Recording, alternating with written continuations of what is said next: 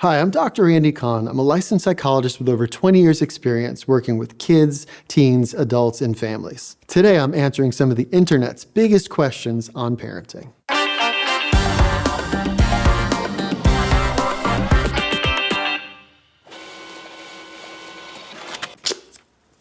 What makes a good parent?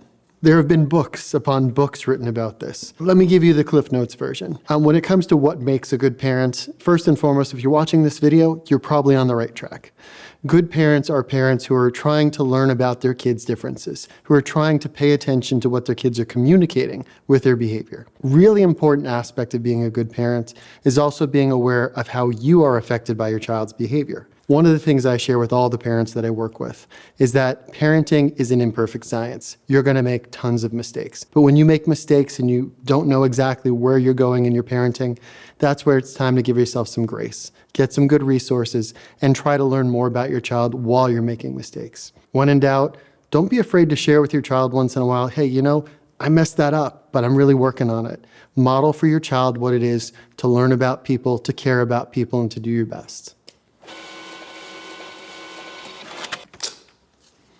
I screamed at my kid. How do I recover? How many of us have been through this? I think if you're a parent, you've been through this. This is something that is so incredibly challenging because as parents, we're going to experience failure moments. When our children bring out our big emotions, it makes it really hard sometimes to do the things we know we should do. First thing, when you scream at your child, you have that big emotional moment, check in with yourself. Do you need to take space? Do you need to show better behavior by stepping away and not keeping those emotions going so high? Once you've had a chance to step away and get yourself calm, doing some breathing or tag teaming if you have a parenting partner, it is really important to talk to your child and say, hey, what I did was a mistake.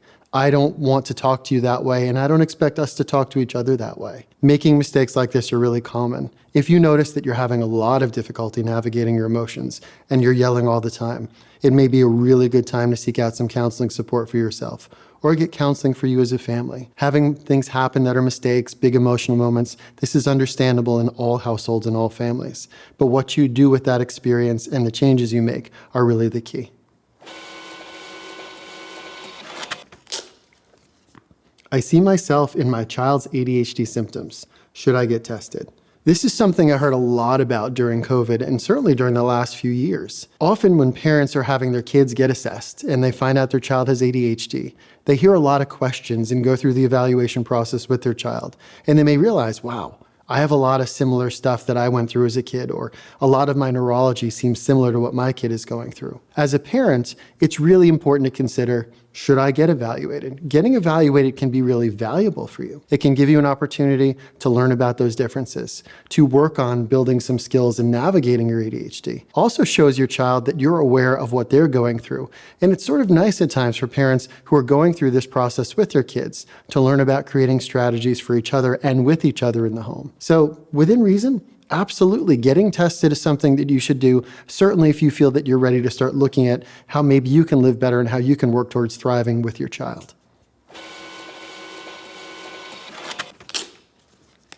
How can I help my child navigate tasks I struggle with? So this is an important opportunity. As a parent, when you realize that you have a similar challenge to your child, one very important thing you can do is share that with your child. Setting the expectation that if you know that something's challenging, that you're going to work on it and you're going to work on it together. It's also really reassuring to your child to know that, hey, you're not alone in this. Kids can really be hard on themselves when they can't do things that they want to do or things that they see their peers or their siblings doing. Thinking about opportunities for you to engage with your child and setting a clear expectation. Just because something's challenging doesn't mean that we're going to avoid it or escape from it, but rather, together we're going to create strategies and ways to do activities and learn to thrive together. Oh, and if this episode's hitting home, be sure to check out the rest of our channel. We've got tons of content on ADHD, parenting, managing big emotions, and any other things your child may be challenged with. I'm having a hard time accepting my child's learning disability. What do I do? This is really challenging because I know a lot of parents go through this process of trying to understand what's going on with their child. Some parents might not actually even believe that their child has a learning disability, and they might be questioning the assessment results. For other families, they might have other explanations, like my child's behavior is why they're not doing well academically. The key here is getting appropriate information.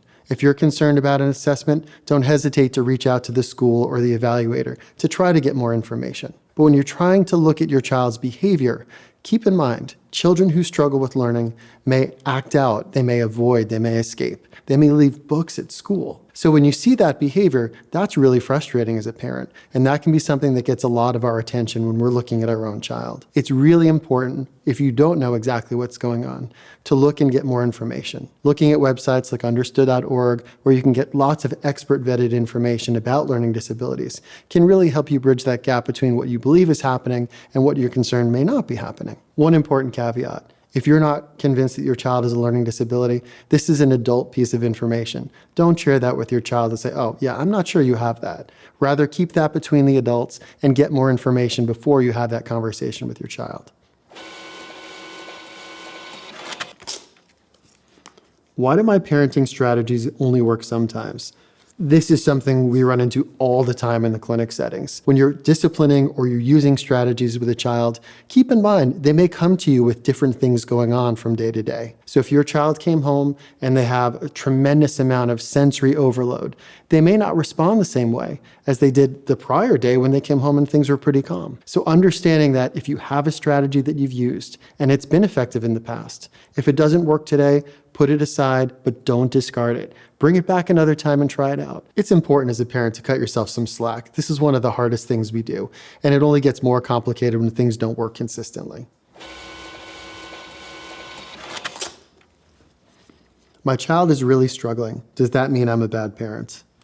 For so many of us, it certainly feels that way, but it is not the case. When our children are struggling and having big emotions or even big behavioral challenges, as parents, we often feel responsible, feel like there's something that we're doing wrong. When in actuality, those feelings are really indicators to us that we don't understand what's happening yet. Understanding your child's behavior's communication takes some time and some attention. Don't be afraid to ask your child about what's going on. They may be able to articulate some of that to you. If you're continuing to struggle understanding what's going on with your child, it's really okay to reach out to some friends or to seek a local support group. And if you have access, get counseling services or seek therapy. Just because your child is having some challenging behaviors, I want to be clear because I do this for a living. It doesn't mean that you're a bad parent. This is something we all go through. Have any questions we didn't answer? Try asking the Understood Assistant, a free chat tool on understood.org. It'll give you quick answers and customized tips based on expert vetted resources. Thanks for watching, and make sure to subscribe for more content like this.